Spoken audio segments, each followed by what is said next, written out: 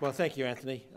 That's very kind, and I should acknowledge first your more than, I think, quarter-century service here, but add that I was much more pleased to see people who've only been here 5 years, 6 years, young people who really are, I saw it this morning, really adding tremendously to the research capacity here, and will be an important part of our future. I really want to also acknowledge Congressman McKinley, who has, after a notable exchange that we had during a hearing, has come to join us here this morning, and we're going to be following up with more conversations. And our president of West Virginia University, at least one of the 5 universities here with the lab. So it's really it is a pleasure to be here. As Anthony said, it's perhaps worth repeating a bit that in 1999, then Secretary Richardson asked me to come here to FETC, post-PETC and METC, and to really look at the issue of a transition to a national laboratory. And the rationale was pretty clear. We had lead laboratories for renewables, NREL. We had a lead laboratory, and at that time it was kind of split too, but detail, for nuclear energy. But the Fossil Energy Office did not have a kind of a comparable national laboratory. And so we came, and somehow Anthony didn't screw it up too badly, I guess, because a month later, in fact, NETL, NETL was announced. For me, it's been really fun this morning, for one thing, seeing iron rather than, I won't make any comments about Congress.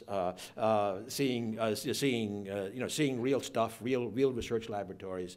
It's a great chance for us to get out of Washington and see what's happening out there, which is so important. Also, when I came in '99, I mean, I must say it probably wasn't exactly the same, but we talked at that time. Rita Bajura was the director at that time, and we talked about if there was this transition to a laboratory, kind of ultimately what would its signature be? What would be the big thrust areas? And this morning, as we heard the 4 thrust areas around large-scale computation as a discovery tool, geological environmental sciences, material science and engineering, energy systems dynamics. It's pretty close to what we talked about at that time. And now to come back and see it realized is really quite interesting. And then having the opportunity to at least quasi-dedicate the supercomputer facility is really great. I mean, this is like a factor of 500, I think, beyond the capacities that were available at that time. It's clearly opened up new research that could not have been done without this facility. It's notable for its energy efficiency. And I just note that now in the department, a factor of 500 over 14 years.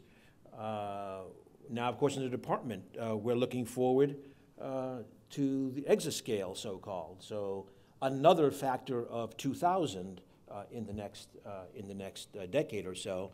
And I think this is the kind of thing that at the Department of Energy, we've always been a pioneer in pushing the envelope on large-scale computation, its application across our mission space, obviously nuclear weapons, basic science, but also energy technology. Seeing here today, going over multiple scales, going from very fundamental science at the molecular level to engineered scale devices. This is the kind of cutting-edge work we need to do across the department, and it was a great pleasure to see it here today, coming back after those 14 years. So that was the introduction. Now I'll go to my speech. Of course, here I should say as well, we all know that NETL, among our 17 laboratories is unique in being a so-called go-go in the sense of government operated. That is reflected then in a much broader set of activities in a certain sense than we have at other laboratories, being very much engaged not only in the laboratory research, but in the way we manage our fossil energy programs, but also with major engagement in our electricity programs and our energy efficiency and renewable programs. And of course, this laboratory had kind of shared the responsibility for also moving forward the very challenging job of getting the Recovery Act funds out there and applied to important projects. So that's a reflection of being the government-operated laboratory again. So having a bit of a different profile compared to our other laboratories. So that's great. Now, Anthony mentioned, and I've mentioned, of course, that this is my second go-round at the department. And it has been stated by many that it reminds them of the Johnson quote on second marriage, the triumph of hope over experience. But fundamentally, my retort is that, including like in my visit here in '99 and a subsequent visit in 2000, actually my experience was great the first time around, and I expect it to be great this time around, as we have an enormous number of challenges. In fact, the President Obama, made two major policy addresses in June. Some of you, if you saw the last town hall meeting, heard me already say this, that of course he gave his talk at Georgetown on how we are going to address the risks of climate change over these next few years. But I just want to point out that 6 days earlier, he gave another important policy address. This was in Berlin. It was the follow-up to his Prague speech very early in his first term, and that was on nuclear security issues. The future of the nuclear stockpile, nuclear materials control, nuclear terrorism defense. So I wanted to remind you that while today, of course, we'll go back and talk more about the first of those, that dealing with clean energy and the clean energy future, but as a reminder, the department has got major challenges, not only in this area, but in a whole bunch of very high-level administration priorities. So I think as far as we're concerned, this is going to be the place to be over the next next few years with lots of challenges.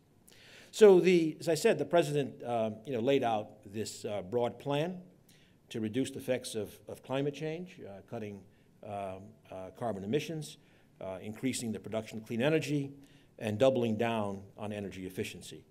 And he certainly put this in the context of what we need to do in the near term for competitiveness reasons, for clean energy reasons, but also in the long term in terms of how we prepare our country and, in fact, the world for the next generations. I mean, the challenges are serious, and while we know that it's statistical in terms of individual events, but it's pretty hard to argue that we are not already seeing the effects of global warming.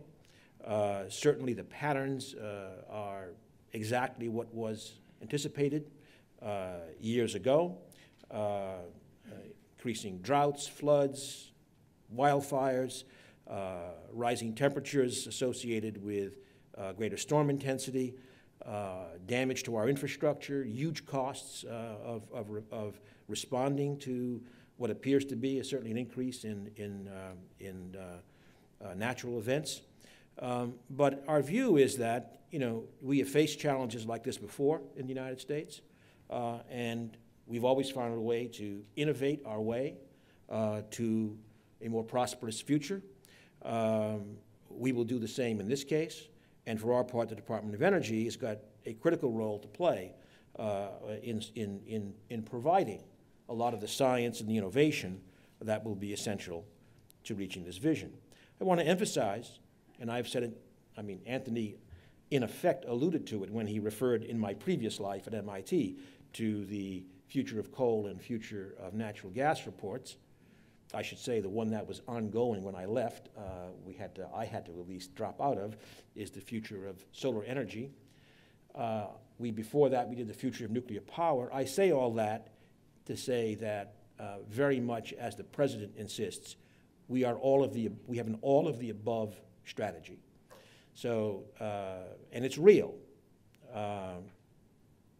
And there have been many discussions about what this means for coal, et cetera, et cetera. What we say is we're about preparing that future so that all of our fuels, including our nega fuel efficiency, all have important roles. That's what we expect. And so what we're about is the future in this all of the above context. Now, NETL clearly is going to have a very important role in general with the fossil fuels. After all, that's what the laboratory is fundamentally about. And I would just say that if there's any question about this commitment, I do point out that this administration has committed $6 billion to carbon capture and utilization and sequestration. I think we are finally on the verge, and NETL, of course, plays a critical role in managing these very large projects. I mean, there's 8 big projects out there, and I think now we're beginning to see, and we're going to see a lot more of real, serious capture and storage, getting the science established, getting the cost down, and see here some of that work going on in terms of capture, couple into the utilization, especially in these days through enhanced oil recovery. There, I don't know, it may or may not be known to everyone here. This is a more knowledgeable audience, certainly, in this area than most, but we're already doing 300,000 barrels a day, roughly, with CO2 enhanced oil recovery, and the projections are we could up that by a factor of 10, potentially, where actually one of the biggest roadblocks is not having enough CO2. So that's a big motivation for capture. And then on the sequestration side, and again here, lots of work going on, as well as elsewhere, in terms of not just studying it, monitoring it, verifying it, but literally providing the basis for a private sector, ultimately a private sector licensable approach to large-scale sequestration. So these are kind of decadal challenges, but to answer them on that kind of a time scale means we have no time to waste. And again, what you're doing here at NETL is really central to that. I'll just go back and mention, of course, historically, the role of DOE and NETL when it was called something else, in terms of what is, of course, the biggest story we've had over the last few years in our energy sector, which is the shale gas boom. As many of you know, going back to the late 70s already, there was the role of, again, NETL's predecessors in starting the research, characterization research, et cetera, for unconventional gas. Coal bed methane, shale gas, et cetera. It takes time to see the results, but boy, we're seeing them in spades today with enormous impact for our economy. Not only lower natural gas prices, but then the spill-on effects in terms of new manufacturing and all kinds of job creation, et cetera. I just mentioned that I think that story, starting with the work of the Department of Energy, of course, has other pieces to it. And I say these because I think they are very, very important. There was the public-private partnership that really helped, run by the so-called Gas Research Institute, with industry, which led to a lot of demonstrations. There was, very importantly, from Congress, there was a time-limited tax incentive to get that science and technology applied. With the tax incentive went away in 1992 in terms of new wells, and then would give the incentive for 10 more years for those wells. So it was this combination of federal work, public-private partnership, and a well-aligned, time-limited tax incentive really came together to lay the groundwork for this great story. We need to do more of this. I mean, these are, especially in times of, tight budgets, this is the kind of, I think, multi-pronged approach, which includes moving private capital into the field, that we need to do more of. Once again, NETL is deeply involved in a updated version of this, if you like, through the so-called Section 999 Royalty Trust Fund, where, again, similar to GRI in a certain sense, a 501c3 with its program plan submitted and reviewed here at NETL, has been really carrying out a lot of work on these unconventional resources, and particularly in minimizing the environmental footprint associated with these unconventional oil and gas resources. So the President proposed for FY14 yet another of this kind of trust fund approach, the Energy Trust Fund, which in this case would take royalties, a small amount of our royalty income of the federal government, and apply it, in fact, to advanced transportation alternatives. So I think we have to be creative in this time period. But again, this laboratory has been central to this kind of public-private approach over these last 8 years or so. So moving on to research here. This morning, we saw things on large-scale computation. It's very, very impressive. Again, I would say when I came here in '99, that was one of the, if anything, that was probably the area that I most emphasized as I thought an area of tremendous growth opportunity, and one that could very profitably engage the universities with whom you are partnered. And in fact, I think we also emphasized the need to up the game in terms of collaboration with universities at that time. And that looks like it's going great. West Virginia is nodding, at least, here.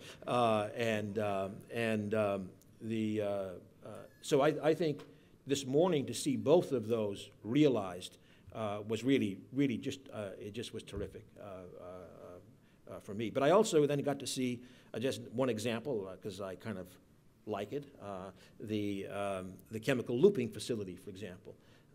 That's exactly the kind of thing that, a place like this and DOE should be doing. I mean, really building a non-trivial, experimental laboratory, kind of pilot scale facility, linking it into modeling and simulation. And, as we were discussing there, commercial power plant, chemical looping, probably 15 years away if we know if it's going to meet the economic tests. But this is exactly what we need to do.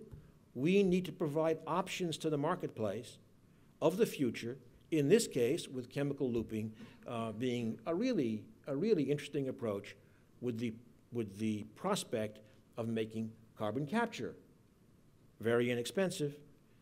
And that, of course, then opens up, again, this future of coal as we head to a lower carbon economy. We also saw the Geosciences Lab and again the work there going on with shale gas and with methane hydrates. So I think I'm going to try to let me say a little more about sequestration. Again, it's because it's so critical, and here I think NETL really led the establishment of the regional carbon sequestration partnerships. Those have now been going on for, I'm not quite sure, 10 years or so, about 10 years maybe. I think those were Really important in that they recognized the tremendous regional variation. And I might say, some of you may have heard in my various presentations, my confirmation hearing and subsequently, that at the department more generally, I think we are going to put much more emphasis on working with states and regions, because it's not one size fits all for national energy policy. Frankly, it needs to be more built up from the very different resources and needs in different regions. The sequestration partnerships are one reflection of that in terms of establishing programs in different regions, different geologies, different carbon sources, et cetera. And I think that of course, went from its early stage of pretty small-scale tests to now this phase of really building up, and I think coupling in with some of the big projects that again NETL will be overseeing. I do want to also mention one other thing, and I think this is important in thinking about, NETL as a national laboratory. I mean, I have to say, bluntly, when I came here 14 years ago, I would say there was relatively little collaboration with FETC and the other national laboratories. Partly it may have been the different organizational structure of GOCO and GOGO, for those of you who know those acronyms. But fundamentally, there just wasn't that much collaboration. And another great thing to see is the great increase in that. I would say, so even if we just focus on coal and carbon capture and sequestration, we should emphasize that while fossil energy and NETL are the principal locus for this work, it's very important. There's a lot of other work in the department as well that connects on this. ARPA-E has had a whole bunch of programs and has spent, in fact, more than $50 million in early stage carbon capture R&D. The Office of Science has 3 energy frontier research centers that are doing work directly relevant to this. And there, it's really great to see NETL collaborating with these EFRCs, collaborating with Berkeley in terms of the spectrum from basic research to applied research and testing, all of which have to come together to get this done. I mentioned earlier that in this administration, there's been almost $6 billion spent on CCUS, but I'm going to maybe end by coming back to more recently, going to the Climate Action Plan and reinforcing the President's and the administration's firm commitment to the all-of-the-above approach. In that plan, you may have seen that there's a draft solicitation that was put out about a week later, a week after the President's speech, of $8 billion for emissions-reducing fossil fuel technologies across the board. And we're getting the ideas in now for the final solicitation, but this could be, dry fracking. It can be new capture approaches. It can be chemical looping. It can be novel combined heat and power applications for efficiency. So again, the spirit is that when we get to this future with low carbon, drawing upon all of our resources, it will be because we have both innovated around today's energy sources and have developed the transformational technologies that we will also need in the future to come together. That's very much the way that this administration, and certainly the way we in the Department of Energy will be pursuing this over the next few years. So I think with that, I'm going to end. I just want to just say that, again, we appreciate very much what you are doing. This innovation around fossil fuel use is absolutely critical. We'll look to you to do this. We'll look for you to do this with your university partners. and we'll certainly be a good partner with you in moving forward.